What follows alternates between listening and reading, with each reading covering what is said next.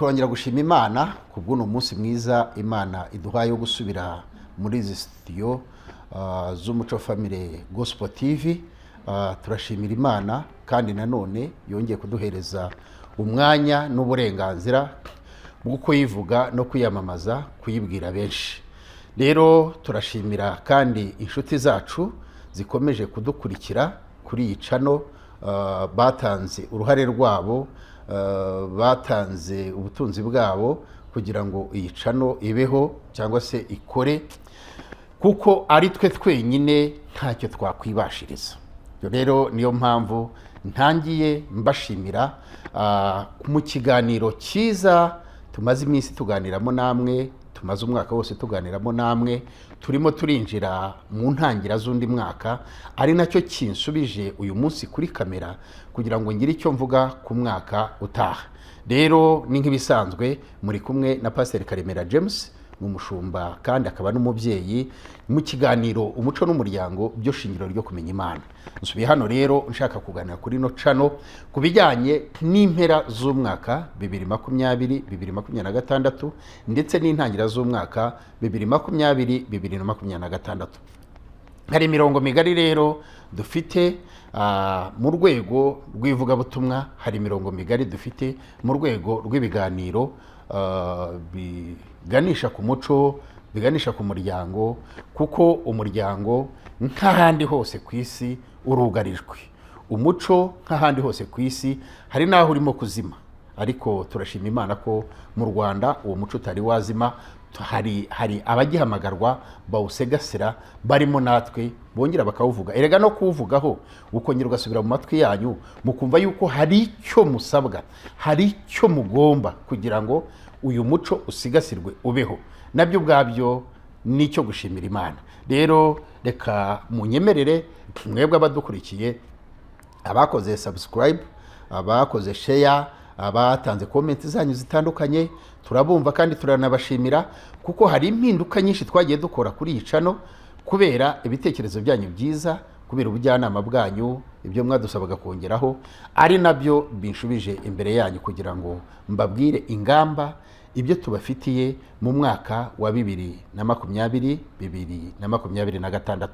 Reka rero munyemerere dutangire dushima Imana kandi twiragiza Imana, hanyuma tubone kwimbika nyirizina mu cyanzanye muri izi studio. Reka dushima Imana. Imana Data wa twese uri mu ijuru, Imana Data, Imana Mwana, Imana Mwuka Wera, duciye bugufi mu butatu bwanyu, tubahaye icyubahiro. Ushimwe uhimbazwe kubw'uyu mwaka wa 2025 turimo dusoza, kubw'uyu mwaka dutangiye wa 2026. Izina ryawe rihimbazwe, kubera yuko hari ibyo wavuganye natwe, hari ibyo wadutumye ku bantu bawe, hari ibyo twabahaye, hari ibyo tubategurira kubaha. Nyagasani Mwami Imana, ushimwe kandi uhimbazwe. Nuko rero ndongera gusabira umugisha abantu bose bagize uruhare kugira ngo uyu muyoboro, ihuza nzira ry'itumanaho ry'ikoranabuhanga rishobore gukunda kandi rigere kuri benshi. Abo mbasabiye umugisha. Hari abatanze ubutunzi bwabo, hari abatanze ibihe byabo baradusengera, hari abatanze ibihe byabo baduhereza ubutumwa, hari abatanze ibihe byabo baratwankuraje badushyiramo imbaraga, hari abatanze ibihe byabo barashima. Abo bose mbasabiye umugisha, ubahereza umugisha kandi ubiteho. Igihe cy'amakuba cyabo n'icyugarira Nyagasani kibugarije, uzababera Imana kandi ukuboko kwawe kwiza kuzabe kuri bo.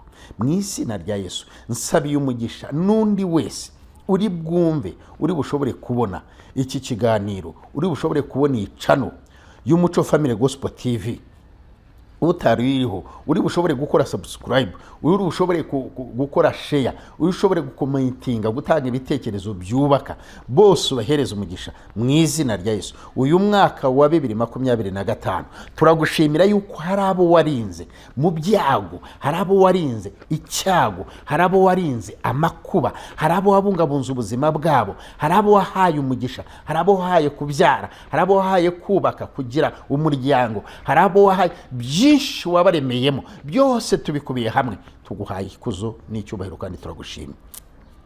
Kubwa benshi ndagushimye, kubwa abadukurikiye ndagushimye, kubwa abanyumva ndagushimye. izina ryawe rihimbazwe. Nyemerera rero bane nanjye muri iki kiganiro kigufi tugiye gusubira nyagasani ku ngamba z'umwaka utaha, uburyo tuzaburesinga abantu, uburyo tuzahesha abantu umugisha. Data ndagusaba kugira ngo iri jwi rizagere kuri benshi kandi buri wese azakire kuri uyu mugisha tumusabiye. Ni mu izina rya Yesu tubisabye twizeye, amen, amen. Murakoze, reka dutangire tuganira ikiganiro gito nabageneye kijyanye n'umwaka mushya wa 2026 2026. Mu kiganiro umuco n'umuryango byo shingiro ryo kumenya Imana, umwaka ushorwe twungutse byinshi, twakoze byinshi kandi twarakoze cyane, haba ku ruhande rw'abanyamakuru badufasha, haba ku ruhande rw'abatanga ibiganiro, haba ku ruhande rwacu abacunga n'ababungabunga porogaramu zose. Turashimira Imana icyambere ko nta kosa ryakorewe kuri uyu muyoboro, nta kosa ryakorewe cyangwa icyaha cyakozwe kuri iyi channel cyangwa se iyi televiziyo umuco n'umuryango Gospel TV. Ibyo turabishimira Imana. Hanyuma rero mu byiza ntago haburamo n'ibitaragenze neza. Hari abaduhamagaraga ntidushobore kubitabira ku gihe kubera inshingano zindi tuba dufite z'ubuzima busanzwe, abo nabo tubiseguyeho, ariko ntangire mbasezeranya ko uyu mwaka wa 2026 ari umwaka tugiye gushyira imbaraga. Icyo nicyo cya mbere, ni nk'ibisanzwe guhiga no kugambirira ibyiza, gushyira imbaraga mu buryo bw'isakaza makuru, mu buryo bwo kubigeza kure kugira ngo bigere kuri benshi, kuko harimo amagambo meza akiza, abeshaho, yigisha, yungura, ariko iyo yumvishijwe na bake nyine biguma muri ba bandi, kandi bose siko bahitamo kumva cyangwa se gushyira mu bikorwa ibyo bumvishije. Ariko iyo babaye benshi hari abo bigeraho ari bo bari babikeneye. So rero nibyo dushaka kugira ngo tuzashyiremo imbaraga, ariko ntabwo twabura gushima ko uyu mwaka twawutangiye dufite abantu badukurikira bari muri 53, kuko ndabyibuka umwaka utangira, ariko uyu munsi tukaba turi mu 1000 kirenga. Urumva yuko hari ibyo twakoze kandi twibanze ku mwimerere w'ibiganiro na porogaramu yacu. Uyu munsi rero ndashaka kugira ngo mbatangarize gahunda ngari cyangwa se imirongo migari ya Umuco Family Gospel TV dushyize imbere. Imirongo migari itorero Disciple National Pentecostal Church mpagarariye dushyize imbere. Imirongo migari umushumba Karemera James ari we ngewe mfite mu myigishirize y'iyobokamana rishingiye ku muco n'umuryango, nk'uko mubyumva ko ikiganiro cyacu cyitwa umuco n'umuryango byo shingiro ryo kumenya Imana. Rero ni byinshi cyane, ariko ndashyiramo ndabisobanura mu magambo ahinnye. Icya mbere, turashimira Imana yuko dushoje uyu mwaka wa 2025 dutangira 2026 twaramaze kunonosora umushinga munini ukubiyemo ibice 3 by'umushinga tuzakora ku bijyanye n'umuco n'umuryango byo shingiro ryo kumenya Imana, mwiyobokamana rishingiye ku muco n'umuryango. Nabasobanuye yuko nta muco nta muryango, nta muryango nta muco, kandi ibyo byose niyo mapine, niyo ntangiriro, niyo fondasiyo yo kumenya Imana no kuyubaha. Uwarezwe neza yubaha Imana kandi akanayubahisha, ariko uwarezwe nabi nyine ni ba bandi tujya twita abambara busa, kuko hano hanze baragwiriye. Ibyo ntabwo nakwirirwa mbivugaho, benshi munkurikiye mukurikira social medias hano hanze, birababaje. Wowe nanjye tubitekerejeho gutyo hari icyo twaramira, hari umusanzu wacu twatanga ku gihugu, ariko kuko niyemeje kuvuga mu ijwi ryanjye rito, ariko nawe nushyiraho iryawe cyangwa se ukanshyigikira ijwi ryanjye rikagera kure, ndabizi yuko bizafasha benshi. Dufite rero projet nini twateguye nk'uko nari mbabwiye, irimo ibice 3, igomba gutangira gukora muri uno mwaka wa 2026. Igatangirira hari aho turimo dukorera cyangwa se aho itorero riri hitwa mu Kidudu cyangwa se mu mudugudu wa Rebero, akagari ka Mukoyoyo n'umurenge wa Rwinkwavu mu karere ka Kayonza hari Iburasirazuba. niho iyo poroje izatangirira, ariko akaba ari poroje izakorera mu ntara enye z'u Rwanda uko izagenda ikura. Ariko uyu mwaka byibuze turateganya ko yaba itangiriye muri kariya karere ka Kayonza. Iyo poroje rero ni poroje nini ikora ku izina umuco.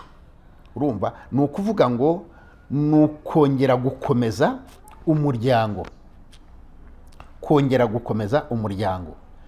FCC niko icyo kigo kizaba cyitwa, ni ikigo gikubiyemo byose, ni ukuvuga ngo umuco, kwigisha inyigisho z'umuryango, kwigisha inyigisho z'abagiye kubana, babasore bacu n'inkumi bakiri batoya barimo batera intambwe mu gushinga ingo, mu gushinga gutangiza umuryango wabo, gukomeza cyangwa se gufasha imiryango iriho ibana mu makimbirane.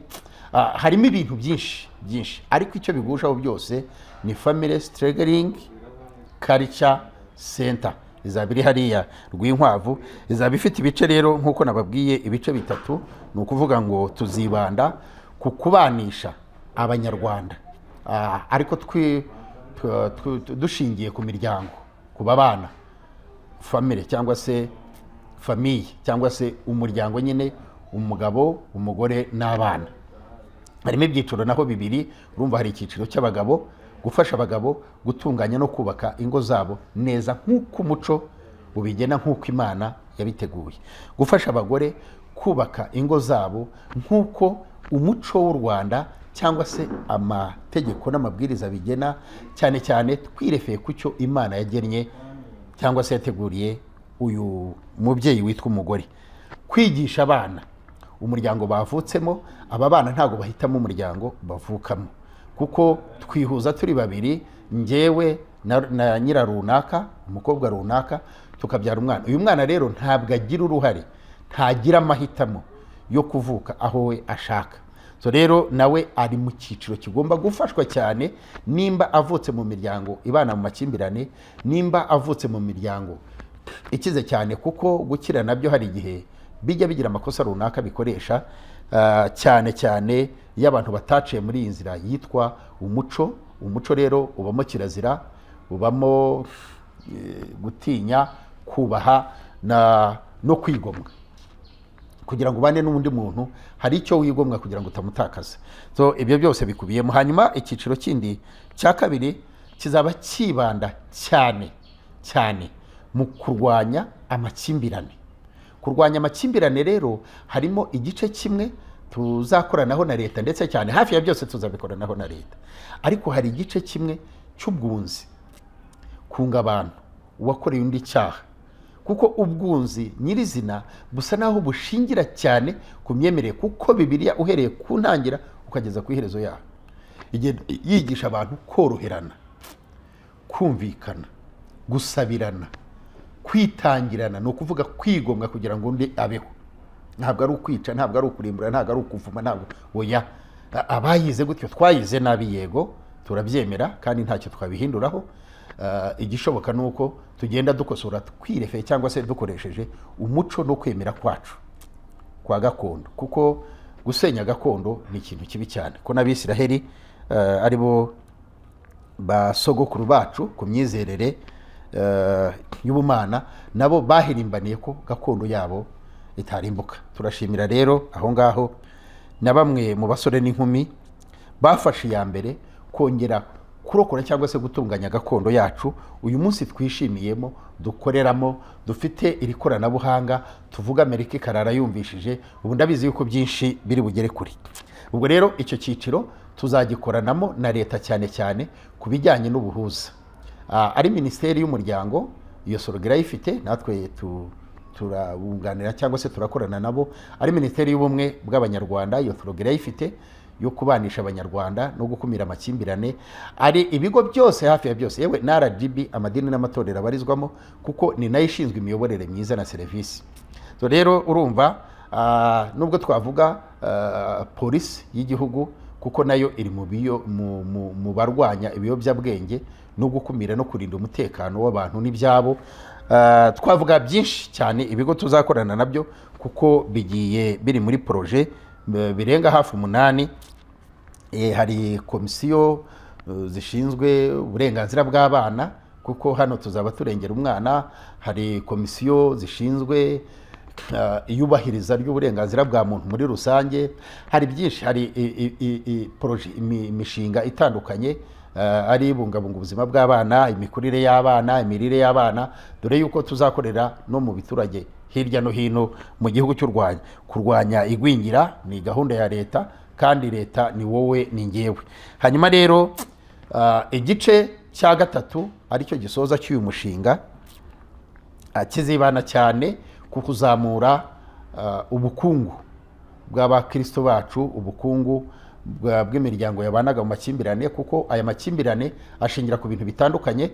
Ushingiye ku bushakashatsi twakoze cyangwa se twagiye dufata ku bwakozwe hirya no hino, yewe n'ubwa RGB ubwayo, ndetse n'ubwa Minisiteri y'Uburinganire n'Umuryango, yewe n'ubushakashatsi bwa Minisiteri y'Ubumwe bw'Abanyarwanda, kuko bwagiye bushyirwa hanze tukabubona. Nubwo natwe twakoze, hari amakimbirane akomoka ku bwumvikane buke ku micungire y'urugo n'umuryango nyirizina, hakaba amakimbirane akomoka ku bushobozi buke, ku kudakemurana ibibazo ku gihe, cyangwa se kunanirwa gukemura ibibazo bikototera ku gushyira umuntu mu byaha.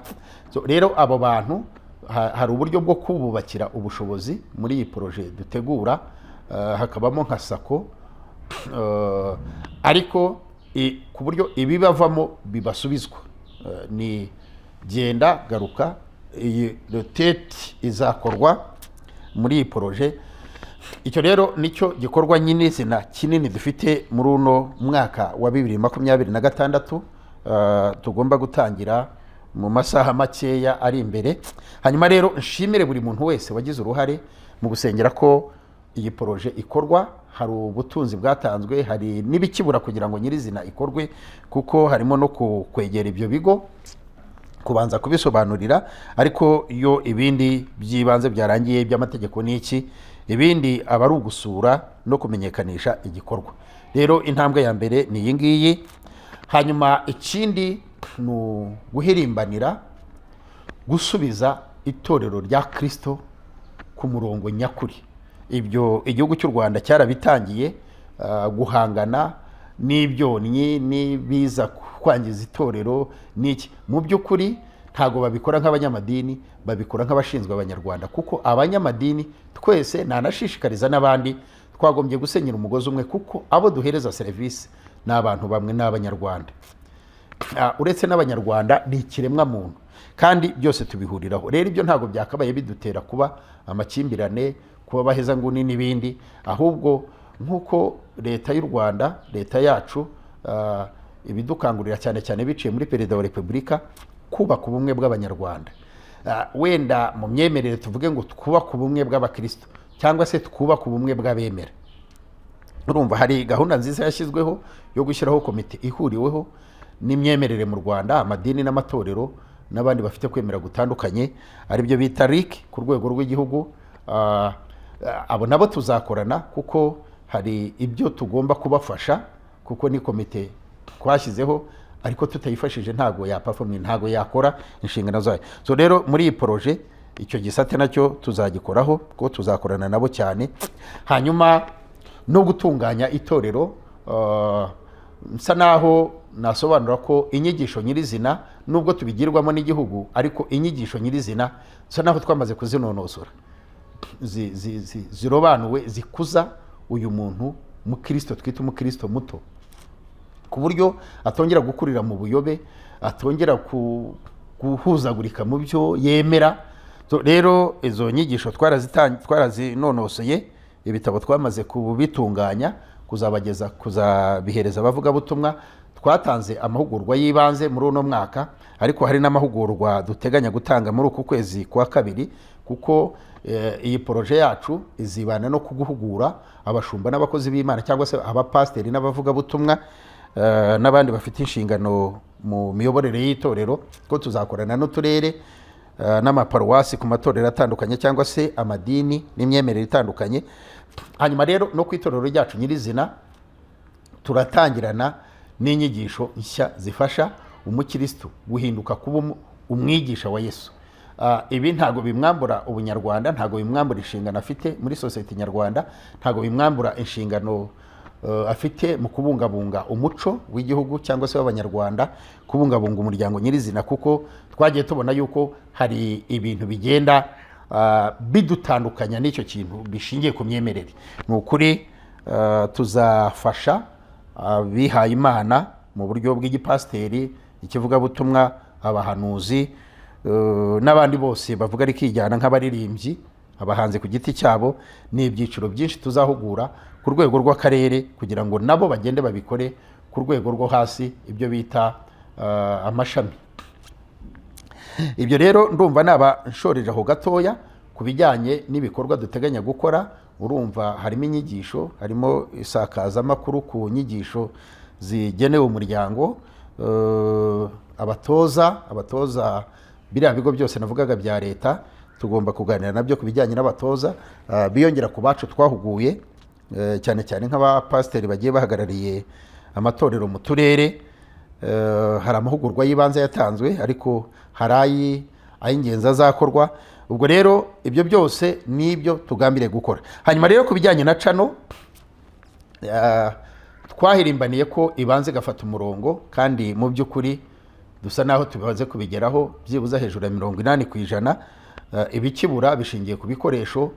Wowe unyumva, wowe unkurikiye, hari icyo wakora, kuko tugomba kubona byibuze aho gukorera heza hacu.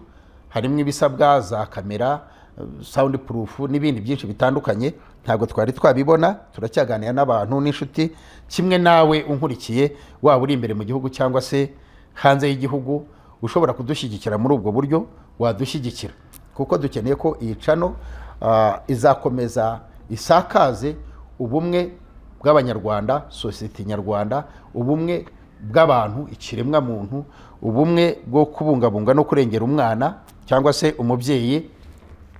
Tuzagira rero ibiganiro bitandukanye, tuzagira inararibonye. Uyu mwaka dushoje tutabatumiye kuko barahari, kubera yuko hari ibyari bigisabwa. Mu by'ukuri gutumira nk'impuguke ku bijyanye n'iyobokamana, wenda urugero nka Rutayisire Antoine, kuza hano ari bwumve n'abantu 30, kandi hari intentionere yo kuvuga ngo iri jambo avuze ni ijambo rizumvikana ejo n'ejo bundi. Twahisemo yuko twabitangirana n'uyu mwaka bijyanye n'aho gukorera heza. So rero ndasaba buri wese unyumva, ari inshuti yanjye bwite, ari inshuti ya Kristo, ushobora kwitangira umurimo w'Imana, kuko hari abanyarwanda benshi bitangira uwo murimo. Cyane cyane tubona abadiaspora, ariko n'imbere mu gihugu barahari. Kamera ntabwo zihendutse, kuko turacyarwana n'ibiciro nyine, turasafazinga nk'ahandi hose no mu zindi department, ariko kuba waduha nka kamera imwe ya 1.5 miliyoni cyangwa se irenga, biterwa n'ubushobozi. Kuba waduha ebyiri, kuba wavuga uti studios ndabubakira sound proof for free cyangwa se ndayibemereye, kuba dushyigikira mu gutumira aba bantu, kuko tuzakoresha ab'imbere mu gihugu no hanze y'igihugu, kandi byose bizagaruka ku muco n'umuryango, ari byo shingiro ryo kumenya Imana, tugabanya ingaruka umuryango wahuye nazo ushingiye ku myemerere idahwitse. Rero reka nse nugana ku musozo, nshimira nanone abagize ibyo batanga, kandi nshimira na babandi bagambiriye kugira icyo mukora kugira ngo iyi cano ibeho, ikore nka televiziyo ihamye, ifite abakozi, ifite aho ikorera, kuko intego yayo ni nini cyane, ni nini. Tugiye kuvuga icyo bita umuryango, tugiye kuvuga icyo bita umuco, hari n'ibikoresho ngira ngo abamaze igihe bankurikira kuri cano, hari tunagiye nsobanuraho duto, dukoresho gakondo nk'umwirongi.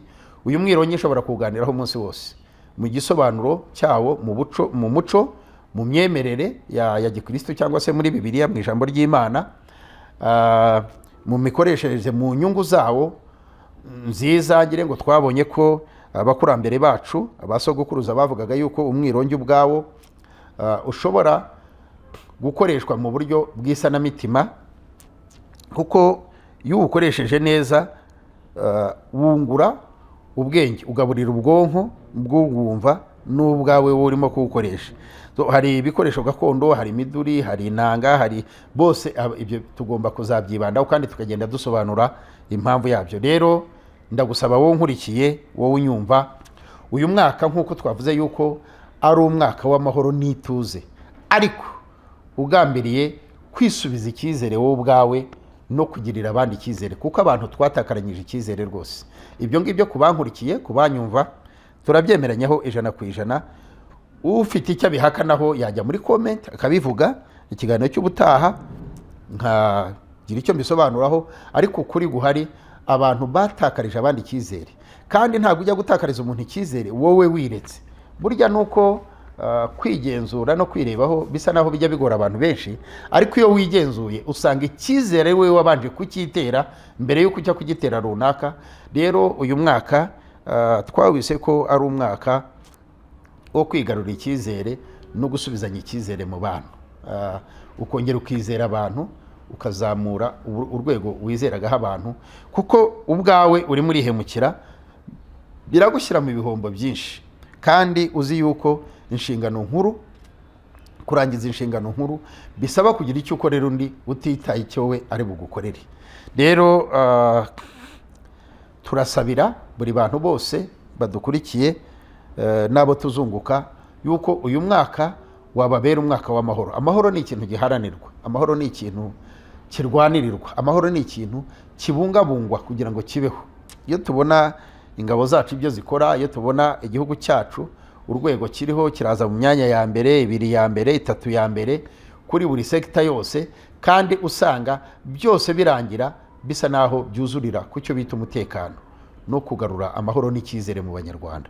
Nimba imyaka yo kubaho yari kuri 45 ngira ngo ho nibuka, icyegeranyo giheruka kikadushyira muri 60 yo kubaho y'icyizere, igiheruka ngira ngo tatugejeje muri 70. Urumva Imana iradusubiza imyaka yo kurama twari twariyambuye cyangwa se twagize uruhare mu kuyitakaza, kuko twashoboye kubungabunga iby'Imana yaduhaye nabi. Urusobe rw'ubunyabizima, imiterere y'ikirere turimo, kurwanya ibihumanya ikirere, urabona ingamba zigenda zishyirwaho nyinshi zo kurwanya imyotsi ku binyabiziga n'iki byose, biriya byose kurwanya amashashi, imyanda itabora kwivangura mwibora, kuyigeneraho yigeze, gukumira no kurinda, gushyiraho imirwanyasuri, gukumira, biriya byose ni ibigize kugabanyuka ku kubaho k'uburame bwacu nk'Abanyarwanda. So rero turashimira leta y'ubumwe bw'Abanyarwanda, turashimira Perezida wa Repubulika by'umwihariko ku ngamba nziza agenda afata zinatuzamurira icyizere cyo kubaho.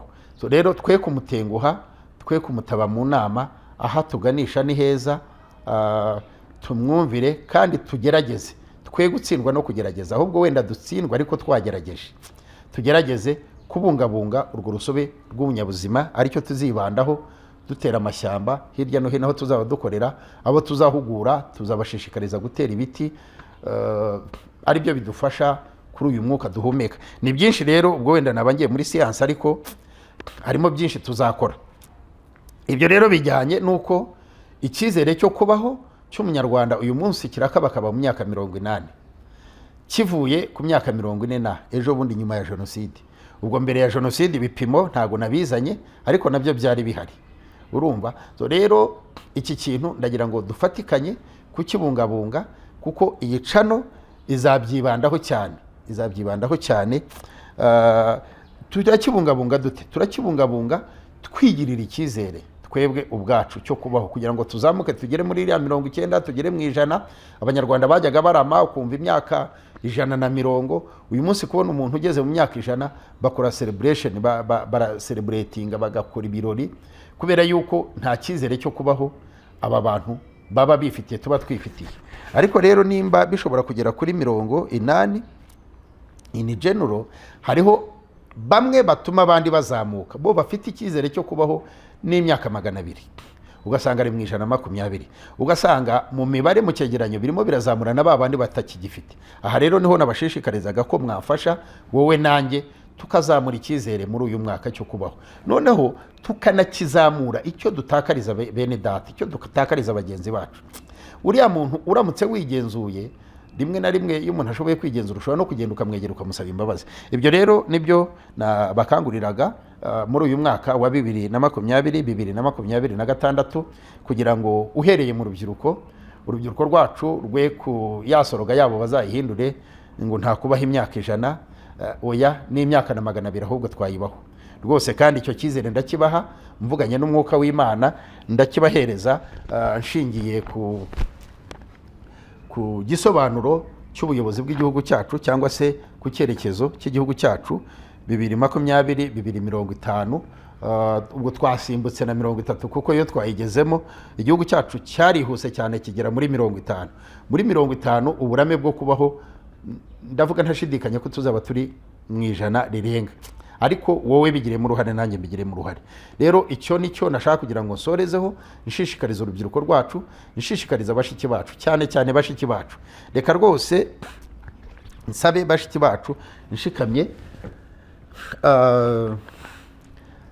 nibo barimo kugira uruhare runini, wenda n'abahungu nabo ntago twabireka, nibo barimo kugira uruhare runini mu kwangirika k'umuryango mu ishusho batanga. mu by'ukuri nta na kimwe badafite ubushobozi bwo gukora. aba bana bacu, aba bakobwa bacu, nta na kimwe badafite ubushobozi bwo gukora, cyane cyane ku mahirwe leta ibahereza. ariko rero iyo babihawe bakabikoresha mu nyungu zitarizo, zinyuranye n'umuco, twebwe turababara, tukarira, tukajya ku mavi, tukaboroga. ni nayo mpamvu birangira bamwe batawe hanze, bamwe bigaragaye nabi. kuba leta yaduhereza interineti yihuse, yadukorera uburyo bw'ikoranabuhanga, igahirimbana igashoramo byinshi cyane, ntabwo ari ukugira ngo bitwangize, ahubwo ni ukugira ngo tubikoreshe mu kubaho, kuko igihe kiri imbere ukurikije n'imiturire n'imiterere y'isi, ntabwo twavuga mu Rwanda gusa kuko n'ahandi naho birugarijwe ko ubutaka bugenda buba buto. ibi nibyo bizasigara bidutunze nk'uko abashoboye kubigeraho babigezeho. ntabwo rero ari byo kuza kutwangiza. bashiki bacu, ndabinginga mu mbabazi z'Imana, ndabinginga mu mbabazi za Perezida wa Repubulika y'u Rwanda nk'uko ahora bivuga, ndabinginga mu mbabazi z'umubyeyi First Lady cyangwa se Madamu wa Perezida, barabivuze. ndabinginga mu mbabazi z'abayobozi benshi bafite aho bahuriye n'ikintu kijyanye n'umuco ndetse n'umuryango. nimurekeraho aho, iyo nzira ntabwo ari nziza. inzira yo kwiyandarika ntabwo ari nziza, kubera yuko uyu munsi uri umukobwa w'imyaka 18, wenda natinye kuvuga 15, ugire ngo perezida asa naho atabyumvishije neza, kandi koko ndabyemera, aho bavugaga ku mwana w'imyaka 15 guhabwa uburenganzira bwo gucunga cyangwa se kwimanaginga ku myororokere y'umubiri. hariya ntabwo ari byo rwose, si byo. ariko mpereye kuri abo kuzamura kugera ahandi, kiriya kintu urimo gukora, ngira ngo hari umubyeyi maze iminsi nkurikira cyane, Scovia, ni umunyamakuru ariko ni n'umubyeyi kuko ni umugore, rubatse, afite abana, ariko hari ibintu akunda kugarukaho cyane gisa n'igisobanuro kimwe. yavuga ati icyo ukora uyu munsi wa none uragikora wishimye, wumva yuko wemeje abantu, wumva yuko watwitse, ariko ejo amarira uzarira kiriya kintu cyongera kugaruka, kuko ibi bintu birajya mu kirere bikibika. ejo zabisitaraho utanabishakaga, ejo bundi umwana wazabiguha atabishakaga, umuntu wari ugufitiye icyizere gikomeye cyane azabiguha atabishakaga. noneho usange winjiye mu gihe cyo kwicuza ku kintu wari bwirinde kandi ugifitiye ububasha. umubyeyi wacu, Imana imuhe amahoro n'imigisha kandi imugwizeho uburame, imuhereze kubaho igihe kirekire kugira ngo akomeze adufashe. rubyiruko, bana b'u Rwanda, bana batoya, ni mwebwe abayobozi b'iki gihugu, ni mwebwe muzaba muvuga ibindi mo kuvuga, ariko uzabivuga uri hehe? uzabivuga uri iwawa? uzabivuga wagiye mu nzererezi? uzabivuga wagiye Gitagata? kuki urindira kubivuga ari uko wagiye hariya?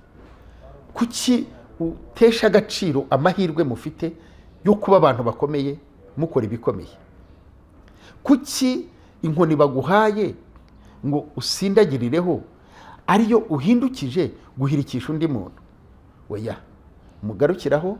abo nise abambara busa, nimba ari abambara busa, biriya bitindigasani ni bibi.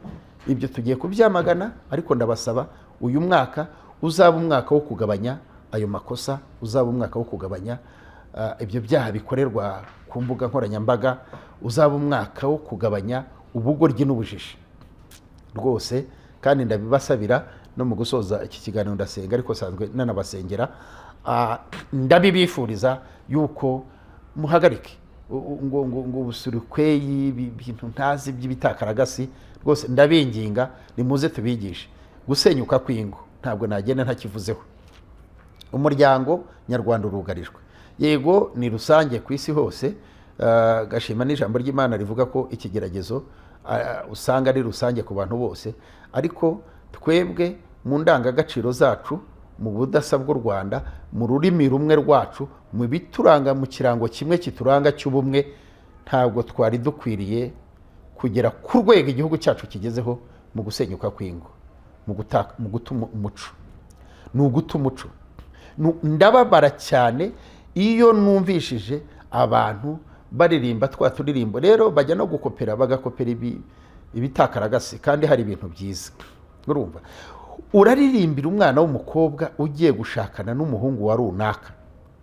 Iyi miryango ubwayo wenda hari ibyago byo kubitaziranye muri iki gihe, niyo mahano murimo kudukorera, ariko nabyo bitari byiza. Iki kigo kizafasha cyane kumobilizinga cyangwa se gushishikariza abantu kubanza kumenyana kw'imiryango, kuko imiryango ni ishyingirana. Urumva, ariko se nimba uririmba indirimbo yibasira umuhungu wa runaka ugiye kurongora umukobwa wawe, wowe mubyeyi ukumva bari abantu ngo baje guherekeza uyu mwana w'umukobwa, bararirimba indirimbo zibasira umugabo ugiye kumuha ari we mukwe wawe, ntucyahe, ntuhagarike icyo kintu. Urumva uyu mukobwa umushingiye nde? Ese ko wamaze kumwita igisimba uracyakimuhera iki? Ese aba babyeyi ushyiriye umuryango, kuko babyita kuhekera, guhekera n'ingobyi, uhekeye undi muryango, urumva urawushyiriye uwo muryango, wamaze kuwukomeretsa ngo aho ugiye haravuna ntihunga. Urumva, ngo ugiye guhura na nyoko bukwe ngo ni nyina wundi.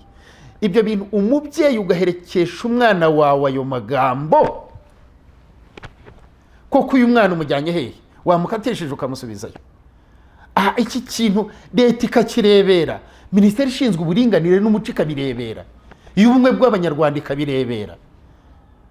Koko noneho bakanarenga, urebe ukuntu Satani ari umugome, bakabiririmba no mu ruhame mu kidara ngo barashaka kumuriza. Nta ndirimbo zarisi uwo mugeni, ntabwo wamukumbuza aho agiye, ntiwamukumbuza abantu bashya azabona bashobora kumubera abasaza be, aba baramube n'iki se? Murasenya umuryango mukawurimbura no mu ruhame, ko nzi ngo hari amategeko ahana icyaha gikorerwa mu ruhame. Kira ntago ari icyaha cyo kwandagaza umuntu. Ngo haravuna ntihunga, ngo agapfunsi ko mu gihumbi. Uyu mwana ibyo urimo kumuremamo ni ibiki? Nizo nyungu dufite z'amadevorose. Akantu kose ari bukubitane nako ntabwo resista, kuko hari icyo yabwiwe. Ndabasaba abantu bankurikiye, bizakunda, ariko uyu mwaka ndashaka kwiyambura ibyari binzitiye, nkahangana n'iki kintu. Umuco nyarwanda mwawishe, mwawurimbuye. Umusaza arajya gusaba, abana batoya aribo bakenyeye, bubahirije umuco. Umusaza ari mu amakositime utayambaye wabiki, yambare aramaze. Hari ikindi cyiciro kiri bukurikire. None se nimba aba bana bakenyeye, we wakenyeye, wowe usabwa wakenyewe, nubwo mwakenyera abantu bane wenda muzi ko muri buhane, kuko none se mwabungabunga gute? Njyewe mfitanye ikibazo gikomeye n'ababishinzwe, mumpe ubushobozi. Ndasaba, ndinginga minisiteri y'umuco, ndinginga minisiteri y'ubumwe bw'abanyarwanda, ndinginga ibigo byose bifite naho bihuriye n'umuco. Urumva, iki kintu nimutagihagararamo, ingo zirasenyuka, kandi hari abagira uruhare, hari abasheringa mu gusenyuka kw'ingo, kandi bitwa ko bashinzwe abapasiteri. Urashyira umuntu hari ukamubeshya, umuntu ntiwamwigishije ngo umwigishe urugo agiye kujyamo, umuntu ntiwamusobanuriye ingorane zirimo n'ibyo azihanganira, umuntu ntiwamuyoboye inzira zacamo igihe byamuyobeye. Uramuteresha ibinyundo, muzabana paka mupfuye, baka bapfuye. Koko wabisubiramo? None se kutabimusobanuye mpaka bipfuye icyo bisobanura? Abapasiteri, bantu b'Imana, murashyigikira satani kurimbura umuco, none se muzasigara mubwiriza abandi se? Abasitari bakaraza imisatsi, iyo misatsi arayikaraga azi icyo bisobanuye mu muco nyarwanda, azi icyo bisobanuye muri sosiyete nyarwanda, azi icyo bisobanuye mu myemerere, yayikaraga na Bibiliya hari icyo bivugaho, yayisokoza yayirebesha ahangaha, ariko for purpose, kubera impamvu. Ntabwo ariko nyira runaka namubonye ngo nanjye nze mbirindure. Abazungu bari mu gihugu gishyushye, baragihunga baza intanga ibihugu byabo babihunga ko bishyushye, bambara ubusa. Nyira runaka akaza akabirindura, umugore arasenya akaruhukira kuri kamera. Naringiye kure mu mbabarire, ndumva ncaginze rwose.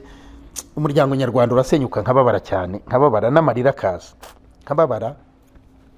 Ibintu bikora ntabwo ari byiza. Reka rero munyemerere, ngewe iyo maze kugira ifuhe nk'iri ngiri, nta nubwo naba nkivuze nyicaye ngo bikunde. Munyemerere nsoze aka gace k'amatangazo.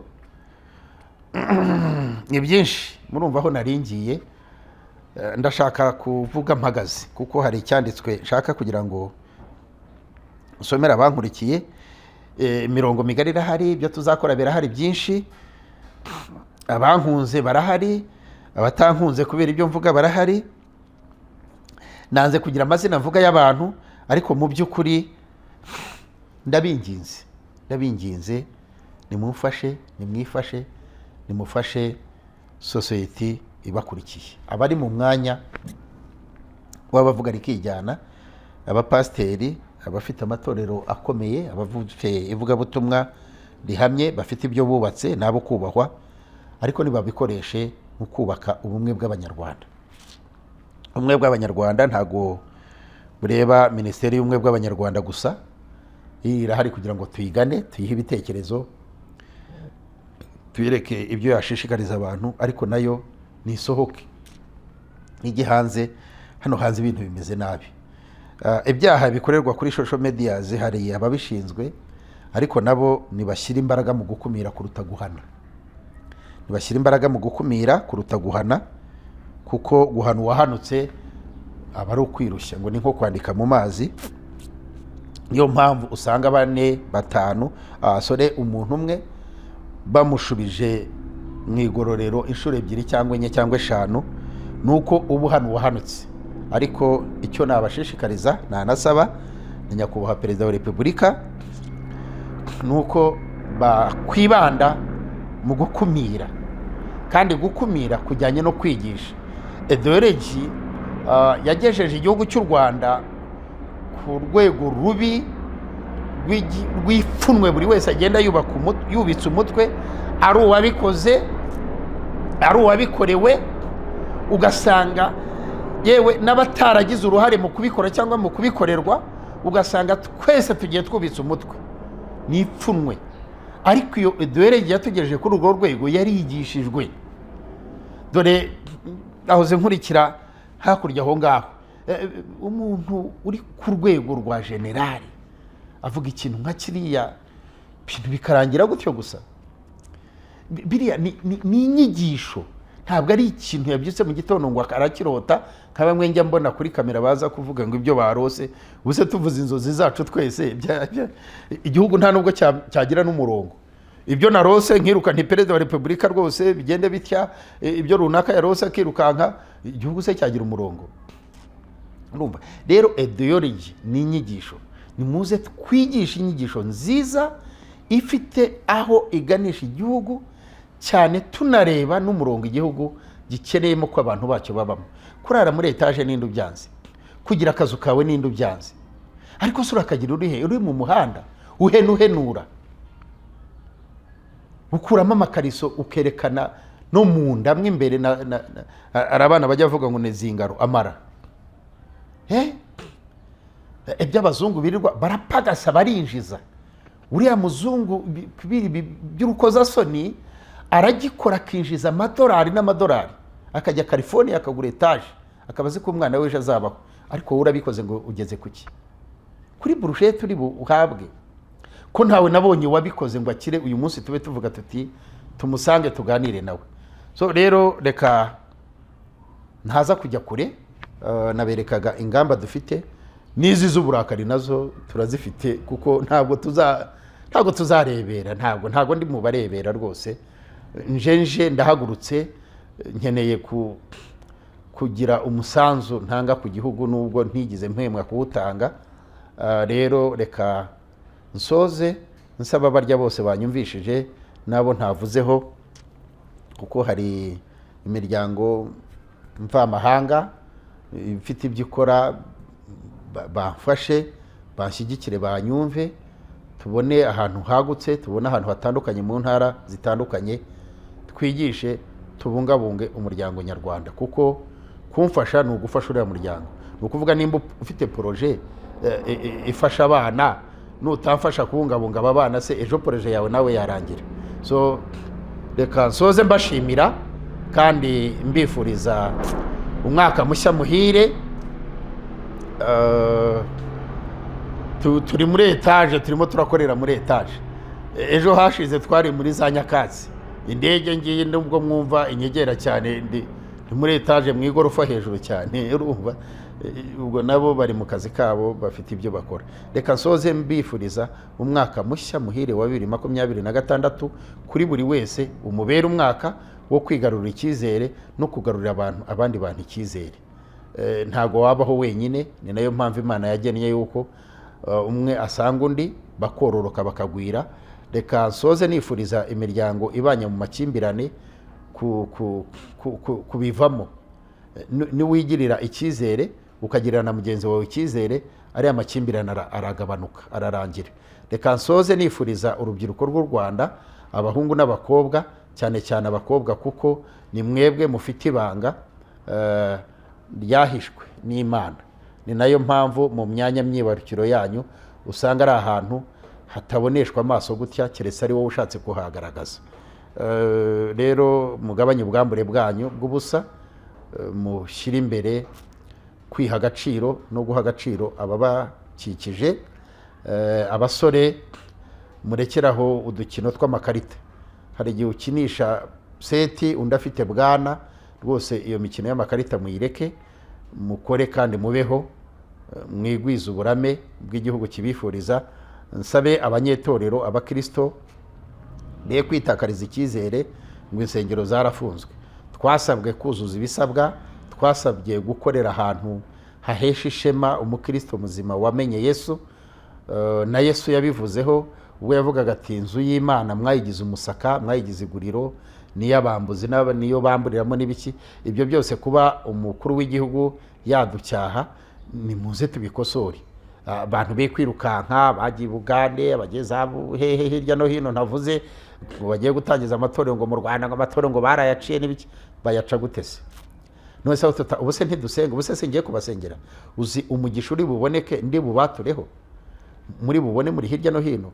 Igihugu kugira ngo giperforminge gitsize, Perezida wa Repubulika Imana imuhe umugisha, ejo yarabivuze kuri iki kiganiro kiravuga ati ni uruhare rwanyu mwese kugira ngo iki gihugu kibe kivugwa mu mahanga, kiza mu myanya 5, yivugaho nyine avuga ko atari we, natwe tudahari ibyo byose bitakorwa. Urumva nibashimira mu mahoteli, bagashimira mu kubahiriza umutekano w'igihugu, abantu ntibigaragambye mu insengero zafunzwe, nacyo ni cyiza kuko buriya kiba gikubiyemo mu kudushimira. Ariko se mwiheranwa nabyo ngo ibyaha byiyongere, abasambana, abatwara inda. Ejo bundi nageze ku rusengero, njyayo kenshi nyine kubihanganisha no kubafasha mu matsinda atandukanye, ariko ugasanga ngo nyirarunaka yarishingiye, ngo nyirarunaka. Uko kwirambirwa n'uko iki kw'igihugu kitabarambiwe, mwe muri irambirwa kubera iki? Kwitakariza icyizere n'uko iki? Muzamura icyizere, Imana irahari, yiteguye gushyigikira buri wese uyigana, kuko niyo mpamvu ijambo rivuga ngo utera intambwe imwe, Imana igatera 99 ije kugutabara no kugufasha.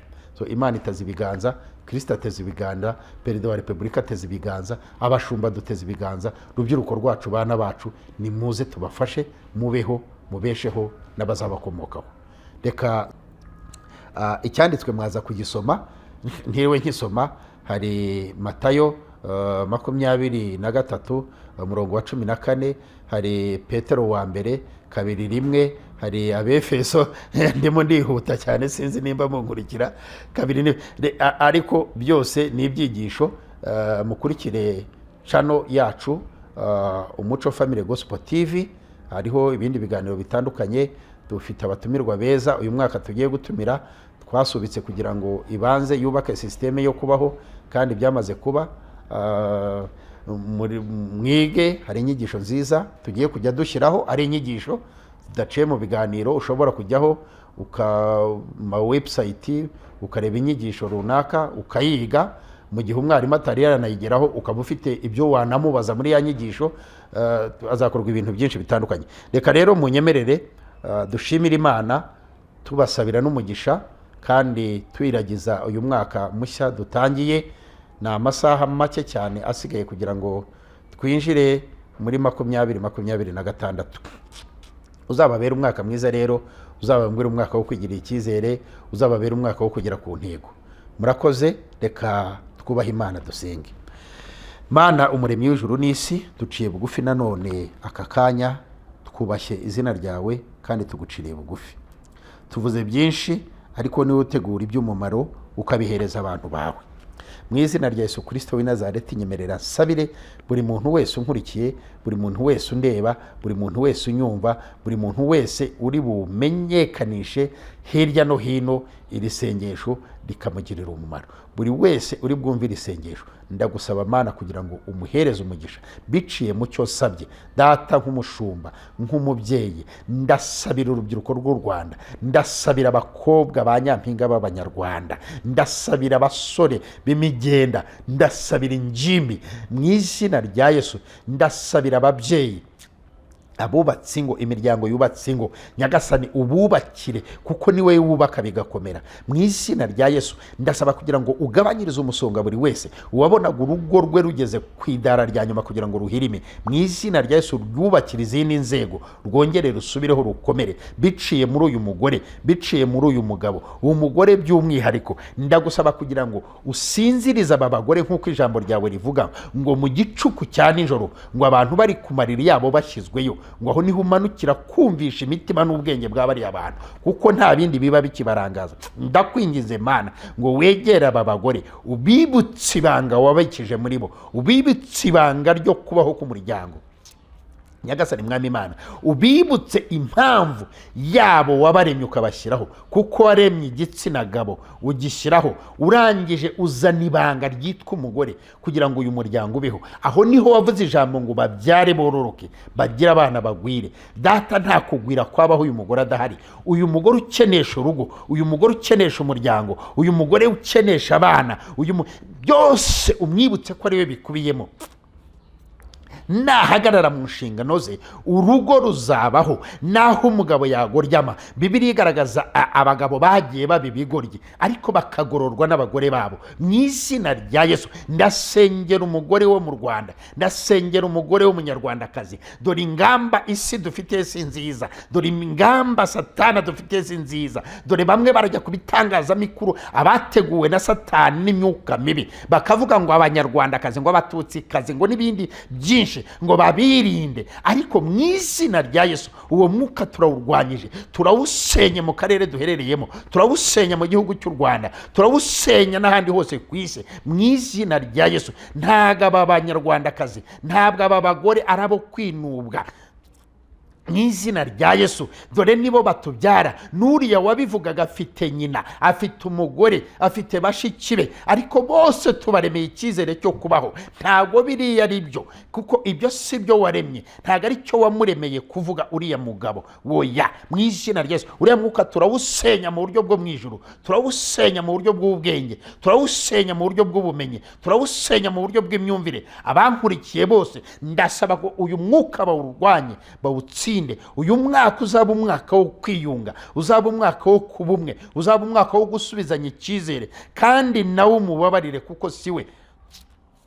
Nuno mwanya ndabizi ko ari mu ngaruka zitari nziza z'ibyo yavuze, ariko umubabarire kandi umuhereze guca bugufi no kwihana, kuko kwihana, kwemera icyaha no kwihana nicyo gisubizo cyo kubabarirwa, nicyo gisubizo cyo kudohorerwa umusonga. Haleluya! Mu izina rya Yesu nsengeye abankurikiye, abatoya n'abakuru, nsengeye ubuyobozi bw'igihugu cyacu. Nyagasani Mwami Imana, abagoreka ubatere kugorora ibyo bagorekaga muri uyu mwaka, abagoramye ubatere kugororoka aho bagoramye muri uyu mwaka, mu izina rya Yesu. Oh, haleluya! Data nguhaye icyubahiro Mwami, ndagushimye ko mpaye aka kanya ko gusengera igihugu cyacu. Warakoze kuko imbibi z'igihugu wazirinze, ukoresheje abasirikare, ukoresheje ubuhanga bumenyi, Data ukoresheje ibishoboka byose, igihugu cyacu ukakibungabunga, abanyarwanda bakaba basoreje umwaka wabo Nyagasani mu byishimo, nta bitsaso kirimbuzi byituye aha. Data hari abo wabanye nabo, hari abo wabiteguye kugira ngo babikore, ubahereze umugisha. Ndasengera ingabo igihugu cyacu cy'u Rwanda. Data hari abatanze ubuzima bwabo kugira ngo Nyagasani tube turi muri uyu mutekano, ari abageze ahacecekerwa ubahe iruhuko ridashira, ubatuza heza hawe, bajye mu gituza cya Aburahamu mu izina rya Yesu, bacira umunezero wo mu ijuru. Oh, haleluya! Kubera yuko hari icyo bakoze bakiri mu isi, Data bakiriho nabo bahereze gukomera, ubahereze guhangara, ubahereze kurama, ubagwizeho umburame n'umunezero mu izina rya Yesu. N'abatoya barimo babigiraho. Oh, haleluya! Aba nibo barimo kurinda izi mbibi z'igihugu mu izina rya Yesu. Baha ubwenge budasanzwe bwo kurinda igihugu n'abagituye. Data ndakwinginga Kristo kugira ngo dukomereze umuyobozi, kuko ijambo ryawe rirambwira ngo twubahe abayobozi tubagandukire, kuko ngo nibwo igihugu kizagubwa neza, nibwo imiryango izagubwa neza, nibwo bazagambirira ibyiza batuyoboye batinuba. Turagusaba kugira ngo turindire umukuru w'igihugu, umurinde mu myaka arimo, kandi Nyagasani umugwizeho uburame, kuko hari byinshi tukimukeneyemo, hari byinshi tugikeneye kumva muri we. Mu izina rya Yesu umugirire neza we n'umuryango we, umugirire neza n'abo bayoboranye, umugirire neza n'abajyanama be, yo haleluya! Aho ngaho nuhatunganya igihugu uraba ugitunganyije. Urakoze Kristo. Ndinginga kubwa abapasiteri, hari abagenda bavuga ibitakaragasi, ariko sibyo. Abo ngabo ni babandi baje rwihishwa mu ntama, abo ngabo ni babandi babashumba baragirira ibihembo, abo ni babandi bibigwari badahangana n'ikibazo ngo bakirangize. Ikibazo cyo kuba hadakwiye, Data icyo ntabwo tukibaza Imana, ntabwo tukibaza igihugu, twe ubwacu tugomba kukibaza, kubera iki tuba hadakwiye kandi Imana yaratugize abakwiye. Mu izina rya Yesu iyo esprit ndagusaba kugira ngo yishyire mu bapasiteri n'abayoboye amatorero n'amadini hirya no hino, kuko Imana yatugize abakwiye, tube n'ahakwiye, hahesha Imana icyubahiro natwe ubwacu abantu bayo. Urakoze kubwira isengesho, ndaritumye ngo rigende rikwire ku isi hose, kubanyumva abakuru n'abatoya, ubagirire neza. Uyu mwaka tuzawusoze nyeze mu byishimo byinshi cyane. 2025 twayirangije, mu kanya turaba duserebura twakira 2026. Ndagusaba kandi ku rwego rw'ivugabutumwa ryanjye umpa umugisha, blessing ibikorwa byanjye, blessing amagambo mvuga, undinde icyaha nikosa, habe mu byo nkora ndetse n'ibyo mvuga, mu izina rya Yesu. Ungwiriza amahoro mu gihugu cyanjye ndetse n'abagituye. Imbabazi zawe zibe kuri buri wese wagoramye, wagoretse, Data bashobore kugororoka no kugorora ibyo bari baragoretse. Urakoze, ndasenze kandi ndizeye byose mbyambaje ku bwa Yesu Kristo umwami wacu. Urakoze. Amen, amen. Urakoze inshuti bavandimwe biki tangazamakuru cyacu Umuco Family Gospel TV. Mvuze byinshi iby'ubukana n'ibyo koroshya, ariko abo bisharirira mu mbabarire, kandi abo byungura mugende mwungura abandi. Rero mudufashe, ntabwo nasoza ntatanze imirongo yanjye ya telefoni cyangwa aho mboneka. Ntuye mu karere ka Bugesera, ivugabutumwa ndikorera i Kayonza, urumva harimo intera ariko hose ni Burasirazuba. Hanyuma telefoni nkoresha ngendanwa ni 0788 ubwo ni 82 47 ubwo ni 47 83 ubwo ni 83 89 ubwo ni 89.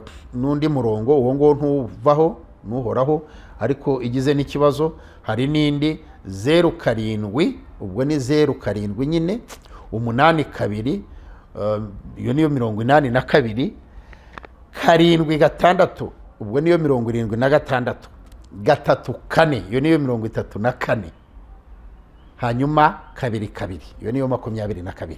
nawo n'undi murongo zose ni telefoni zihoraho. Waba ushaka kunshyigikira ku giti cyanjye kuko ibyo bitabo izo mfashanyigisho dutegura abo dutumira ibyo dutegura gukora by'amastudio n'ibindi ni amafaranga so ushobora kunshyigikira nkanjye bwite, ushobora gushyigikira iki gikorwa turimo dukora kuri iyo projet, ushobora kwishyigikira ukoresheje ubwenge, ukoresheje ubushobozi ufite cyangwa se n'umutungo. Ndagusaba rero waba uri imbere mu gihugu cyangwa se hanze y'igihugu, kimwe n'iri sengesho Imana igukoreho, ugira icyo ukora kugira ngo uramire benshi, utabare benshi, cyane cyane ku bakiri batoya. Rero nta mutoya mu kwemera, niyo mpamvu mvuga ngo mu kwemera kwawe kose hari icyo wakora kugira ngo iyicane ikore, hari icyo wakora kugira ngo iriya projet kiriya kigo cyubakwe, iriya sente ibeho izafasha benshi, hari icyo wakora kugira ngo ivugabutumwa ryanjye rigere kure, kuko n'ivugabutumwa rihindura abantu kuba bigishwa ba Yesu kuruta kuba abakristo, kuko ubukristo rimwe na rimwe hari igihe usanga bwarabaye nk'inkomoko w'abaporoso, uvuka uri umuporoso ugakura uri umuporoso. So rero icyo cyamaze kuba, ariko kuba umwigishwa wa Yesu ni uguhitamo gukurikira icyiza ukareka ikibi, nicyo gisobanuro. So rero uwashigikira, uwashaka gushyigikira, na konte zirahari, wampamagara nkaguhereza konte, washyira kuri mobile money, izo telefone ziri muri mobile money. Ku bari hirya no hino mwaduhereza iminsi mikuru tukabasabira imigisha, n'ubundi tuzayisaba. Dufite ibitaramo bya Noheli twarabikoze, twahijeje umugisha abantu, hari n'ibya Pasika bya Bonanisore. Rero kushaka kumpa umunsi mukuru, nomero ni iyo ngiyo rwose. Ndi umushumba, ndi umukozi w'Imana, nawe ndakuburesinga, wampereza utampereza. Imana ibahe umugisha, murakoze cyane.